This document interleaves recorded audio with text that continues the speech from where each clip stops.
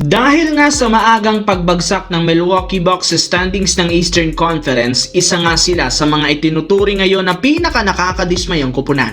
Expected rin naman sana na isa sila sa contender sa East, pero simula nang mawala si Giannis Antetokounmpo, bigla nga silang nanlamya at nanghina. Kahit man maglaro pa ito sa lineup, hirap pa na silang makasabay. Kaya ibinulgar ng isang insider, plano ng team kumuha ng isang bagong superstar sa trade market. Sinubukan rin naman sana nila si Trae Young, ngunit bigo nga sila dito, kaya no choice kundi maghanap ng bago na malaking pangalan na available, at isa sa mga nabanggit dito ay si Anthony Davis. Hindi nga kayo nagkakamali sa inyong narinig, seryoso ang Milwaukee Bucks makipag-agawan kay Anthony Davis at kunin siya sa Dallas Mavericks para itandem kay Giannis Antetokounmpo para hindi na nga ito mag-request ng trade sa mga susunod na taon.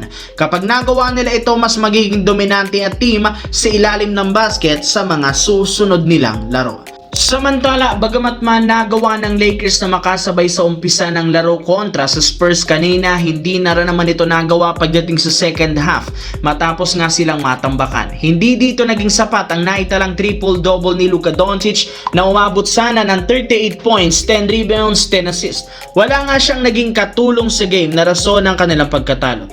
Kita sa laro, hindi talaga kaya ng Lakers na sabayan ng Spurs pagdating sa ilalim sa pag-outscored nila at pag-out-rebounded sa kanila. Kaya mukhang kailangan talaga ng team gumawa ng trade para makakuha ng legit na scoring big man na kayang tumulong kay Luka Doncic.